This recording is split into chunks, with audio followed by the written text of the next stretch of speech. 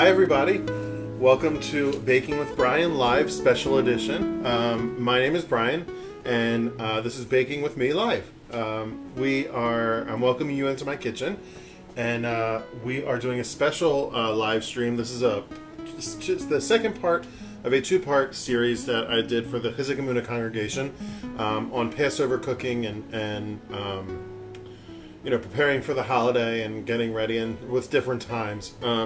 Last week on Tuesday, if you joined us, we did kind of a lecture series. This is going to be a completely different feel. Today we're going to be actually cooking. So I'm going to be going through a few things as I'm cooking, kind of talking about some tricks and tips and different things that you can do for Passover baking or cooking. Some things you can kind of substitute out to kind of make it not taste like Passover.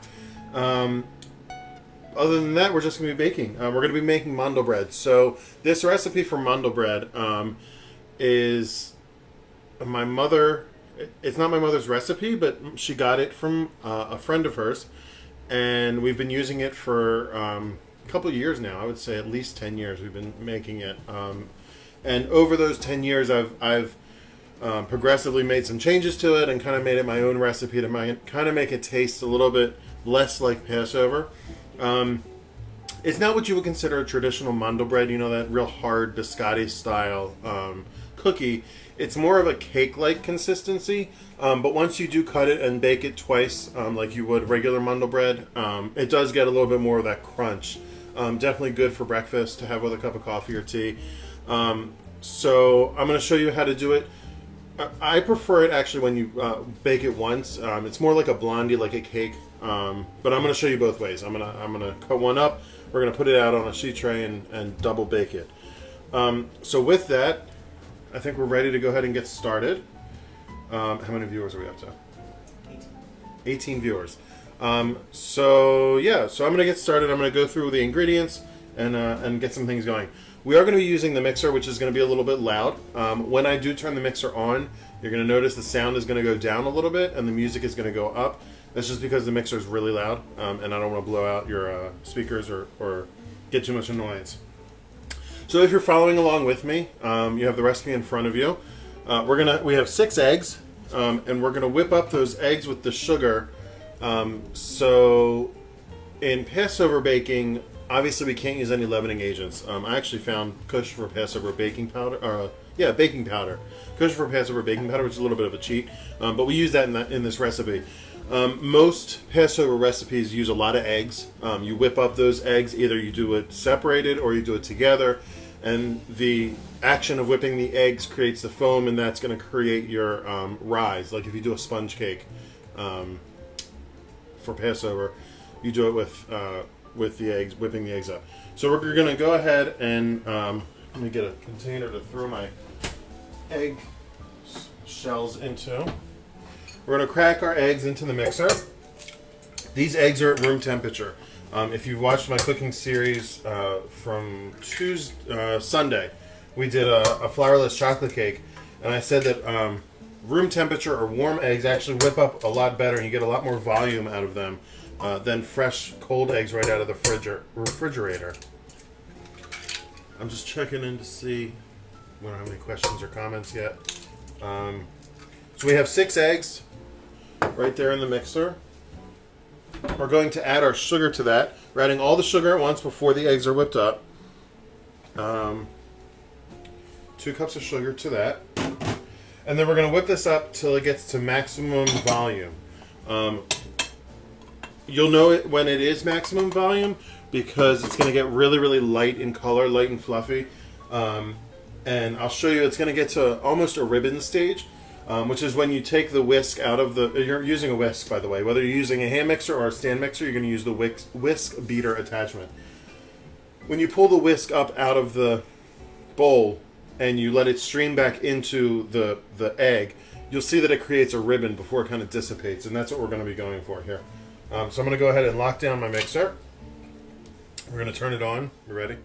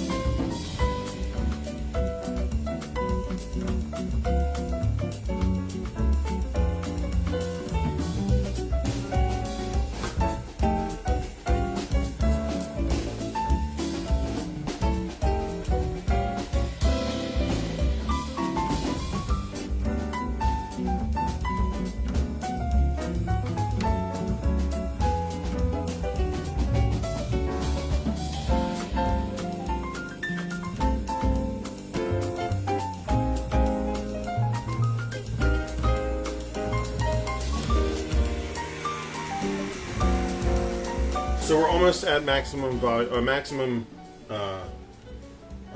volume, or maximum whip here. The next step with the mixer running is we're going to stream in the oil. So we're using vegetable oil. Canola oil is not kosher for Passover. Obviously, soy, canola, cotton. I don't know if cottonseed is. If Rabbi Wex is watching, she can chime in. Definitely, vegetable oil is safe way to go. You want to use a neutral flavor oil. You don't want to use something like a peanut oil because that's going to add too much flavor. Definitely not sesame oil or olive oil.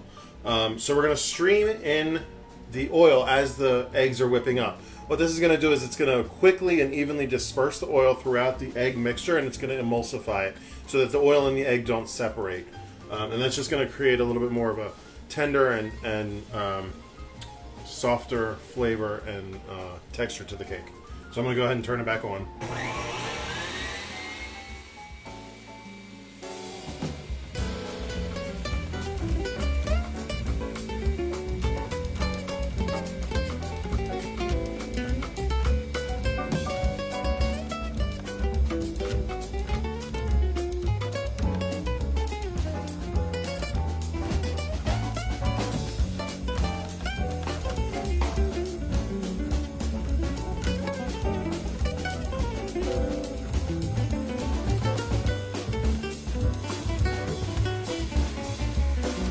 Alright, so we're all mixed in there.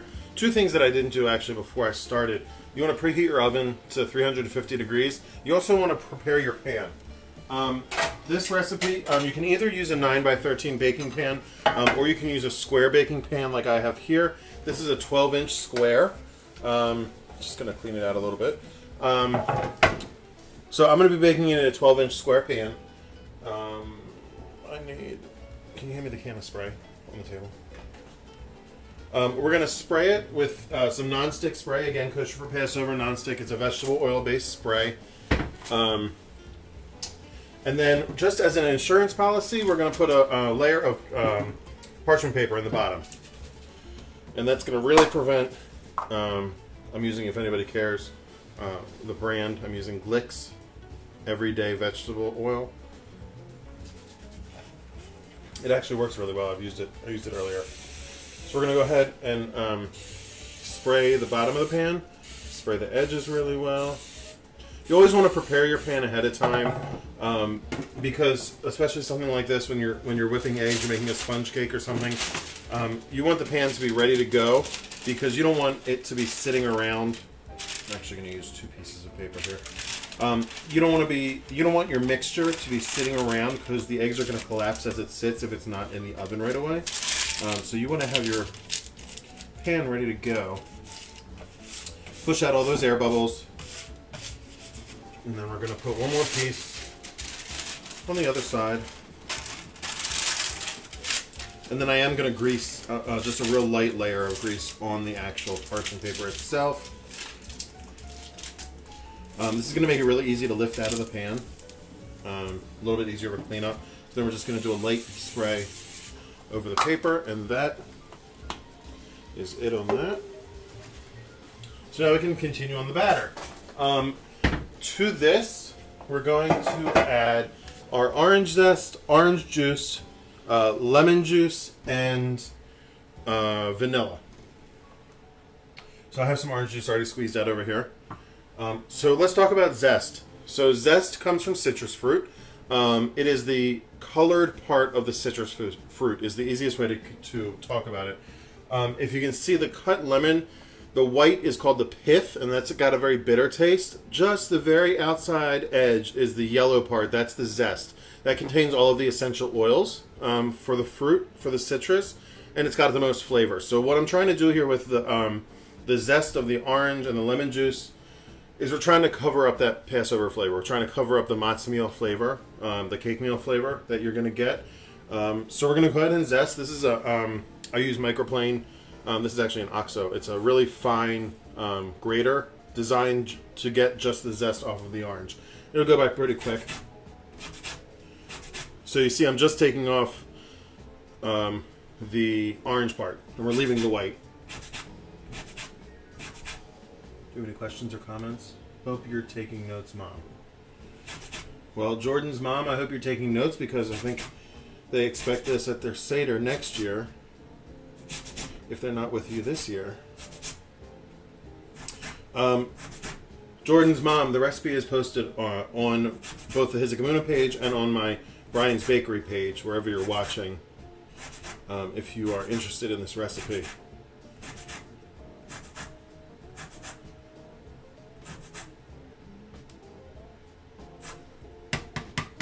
So there you go. There's the zest of one orange. I also recommend using zest in muffins. I know Rabbi Wexler did I believe she either did blueberry or chocolate chip. I think she did chocolate chip. Either way, if you use blueberry or chocolate chip, throw some orange zest in there, and it's going to give a really great flavor, a really great kick. And it's going to cover up some of that Passover flavor. I use my dad as a test subject whenever I make something for Passover. If he tastes it and he says it tastes like Passover, then I know I have to go back and rework it. And he likes this recipe, so it doesn't taste too much like Passover. All right, orange zest is in. We're going to use a tablespoon of orange juice, fresh squeezed.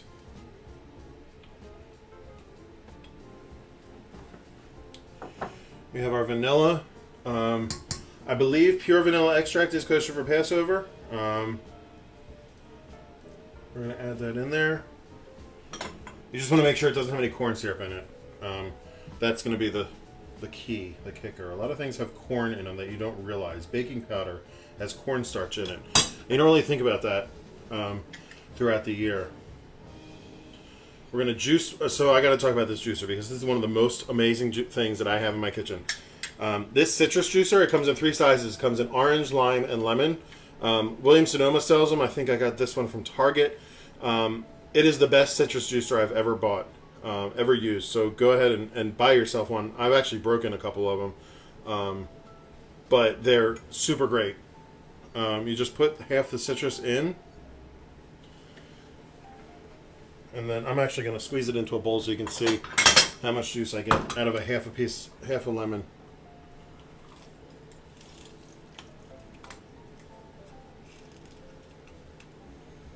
It's really easy to squeeze, and it squeezes it pretty dry. So yeah, my favorite juicer. Put it on your Hanukkah list.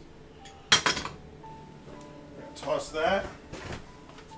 We're going to add our lemon juice. It's always good to squeeze your lemon juice, if you're using a squeezer like that, to squeeze it into a bowl, because if you do get a seed in there, it's easier to pick it out of a bowl than it is in the mixer. So there, we got all of our flavor, or most of our flavorings in. Let me check in on comments.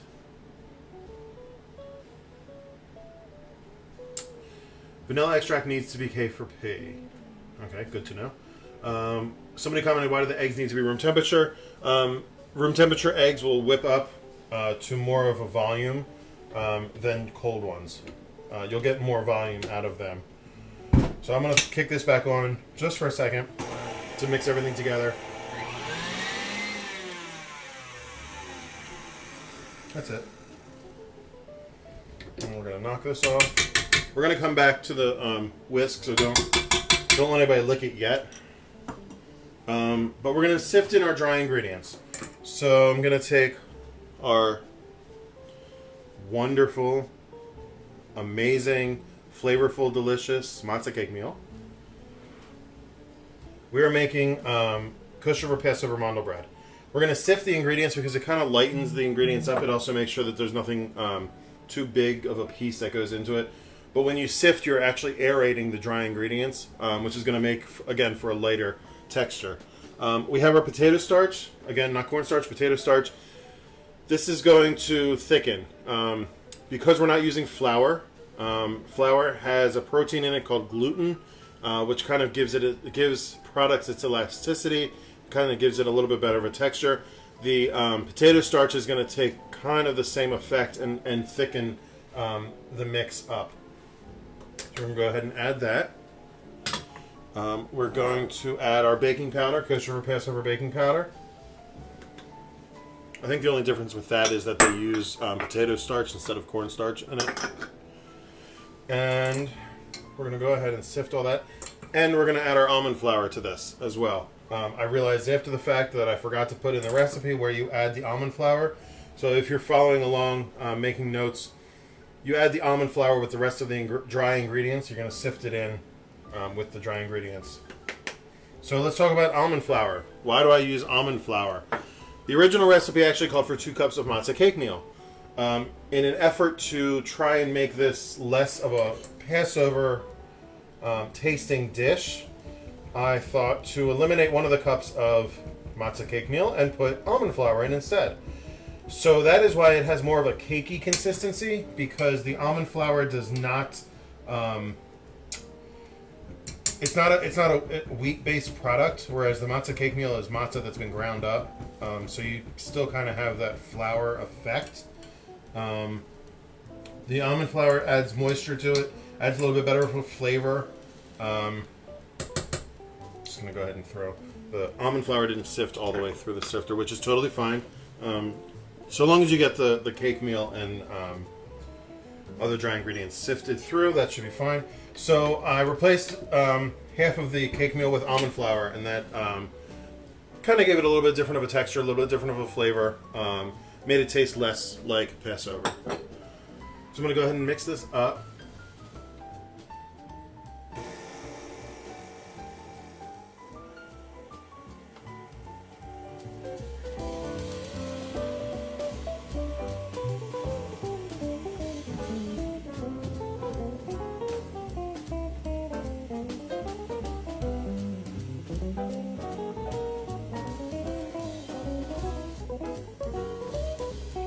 So, you're now done with the mixer. You'll notice that it looks kind of like a cake batter, whereas traditional Mandel bread is more of a dough. This is more of a batter, again, because we're not using flour. We're using the cake meal, so we're not really going to get the same consistency with this recipe as you would with a non-Passover Mandel bread recipe.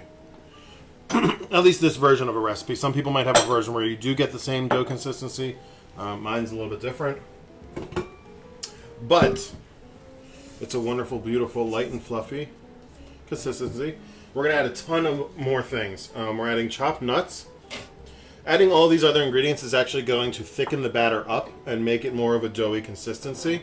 And as this batter sits, I don't know if you've ever made Passover pancakes, but I think that recipe actually tells you to let the batter sit for like 10 or 15 minutes before you bake it and cook it. That is so that the starches can absorb some of the moisture, and that causes the batter to get a little bit thicker. So if you were to let this batter sit for about 15 to 20 minutes, it would thicken up. Probably not to the consistency enough to make it into a loaf, but it will get a little bit thicker. Chocolate chips. This is actually a parve recipe, so if you can find parve chocolate chips, or a non-dairy recipe, find parve chocolate chips that will keep it non-dairy. And then coconut, which again adds really, really good flavor. And this also helps to thicken. And we're adding all these ingredients in by hand. I'm using the folding technique where you're going down the side of the bowl to the bottom of the bowl and bringing the batter back up. I'll do it real slow so you can see. Go down the edge of the bowl, go scrape all the way down to the bottom, and then bring the batter back up. That's so that we don't knock out all of that air that we whipped into the eggs. We spent all that time and energy and noise whipping the eggs up to a maximum volume. You don't want to knock out that volume by beating it real hard and mixing all these ingredients in. So we add them in by hand and we fold them in very gently. And that's it. Oh, you know what I didn't add? I didn't add cinnamon. No problem. We will add it in now.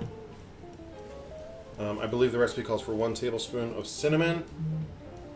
You could actually make these, do like a spiced, a spice cake or a spice mandel bread. Use a tablespoon of cinnamon, and then use some ginger, cloves, and nutmeg. I would do a teaspoon each of ginger, cloves, and nutmeg, and that'll give it like a spice cake kind of flavor. So we're gonna do 1 tablespoon of cinnamon. We're just gonna real quick fold that in. I can already tell, and you might be able to see it, this is already starting to thicken up a lot more than it was before. So definitely, if you want to try and get it into a loaf shape, let it sit for a good 15 or 20 minutes.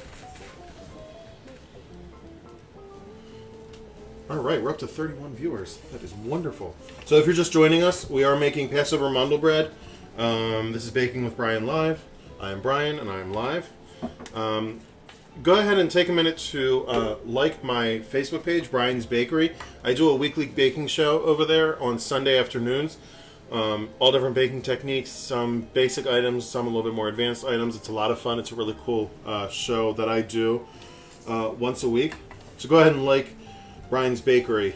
You'll actually, if you search it on Facebook, you'll find a wonderful picture of me staring you right at the face, in the face. And you'll know you got the right place. All right, so this is ready for the oven. So we're going to take our prepared pan. Remember, we sprayed it and we put some parchment paper in there just as extra insurance. We're going to spread this into the pan. So the bigger the pan, the thinner the cookie, obviously. The smaller the pan, the thicker the cookie. So a 9 by 13, you're going to get a pretty good thickness of a cookie. This actually in a 12-inch square pan is going to get pretty good thickness. If you want to do a little bit smaller, because maybe it's just 2 of you this year for Passover, or maybe just 3 of you, cut the recipe in half. Then it actually fits in a 10-inch square baking pan. I actually did that this afternoon. Works just as well. Just as easy. Yeah, this is definitely thickening up. Spread it out. You want to get it all the way even. You want the batter to be even so that you have an even thickness of cookie once they're baked. Make sure you get all every last little bit in. Waste not, want not. And there you have it. This is ready to go in the oven. 350 for about 35 to 40 minutes, or until a toothpick inserted into the center, it comes out clean. You'll also be able to feel it. It'll feel done. It'll have a little bounce back. If you kind of push in the center and it doesn't bounce back, or it feels a little jiggly like raw batter, it's not done. We're going to go ahead and put this in to our preheated oven. And with the magic of television, if you like, you can sprinkle some cinnamon sugar on top of it. That'll give it... I know Rabbi Wexler did that with her muffins, and it gave her that little crackly top to the muffins, which she said was her favorite part. Do the same thing with these. Just sprinkle a little bit of cinnamon sugar. I'm sure you'll have some left over from Passover baking. Sprinkle it on top before you bake it. Ready to go. So, here you go. So you can see the parchment. You might have to run a small knife around the edge where there is no parchment paper, just to make sure that it doesn't stick, so you have a clean release. But, as I'll show you, the parchment makes it really easy. You can do this with brownies, too. It makes it really easy to just pop right out of the pan. Doesn't stick.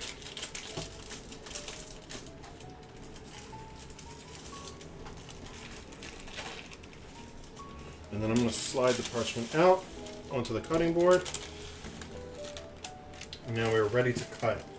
So, if you want to keep them at a cake-like consistency, then just stop at this part and you can cut them into squares and serve it like cake. If you want to go to more of a Mandel bread biscotti consistency, go ahead and cut it into whatever size you prefer. Cut it in half, and then you can cut it into little logs. You want to make sure you don't keep it, you don't want it to be too thick if you're doing the double bake, otherwise they're not going to get crispier. That's going to take a lot longer, and they're probably going to burn before they crisp up. So you want to keep them fairly thin. The texture is going to be a little crumbly. Again, that's because we didn't use flour, so there's no gluten development to keep the texture kind of tight and less crumbly. So this cake is going to be a little crumbly, and the more you bake it, the crumblier it's going to get. So if you like that, good. You're good. So you can see it's even falling apart a little bit. It is kind of like a cake.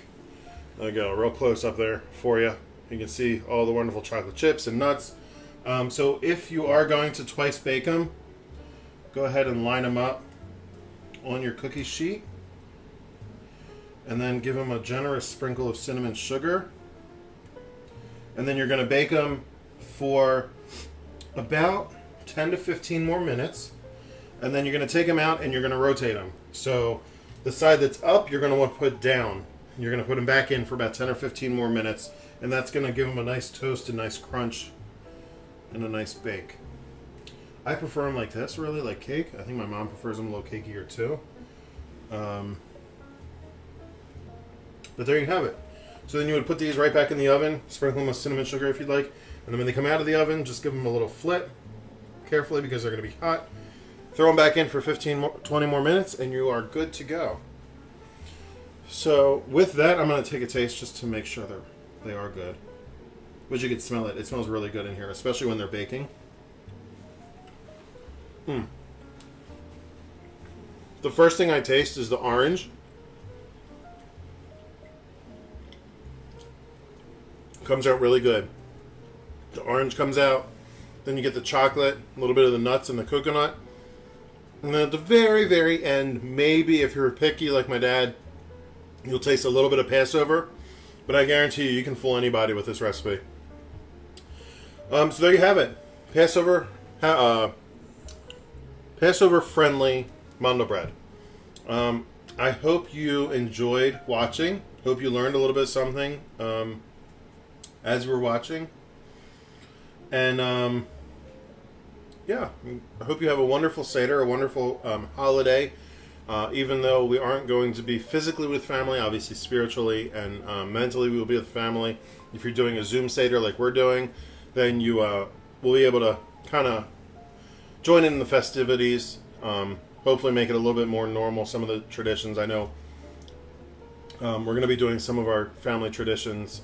We have a hard-boiled egg game that we do. We whip each other with spring onions during Dayenu. My mom sent over packs of plagues for us to throw at each other during the plague part. So, yeah, have a wonderful holiday. Enjoy yourself.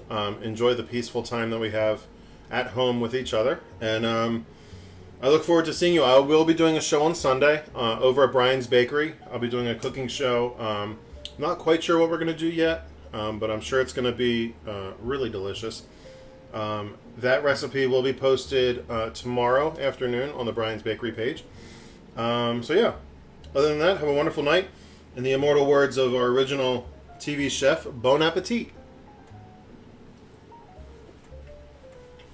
That is really good.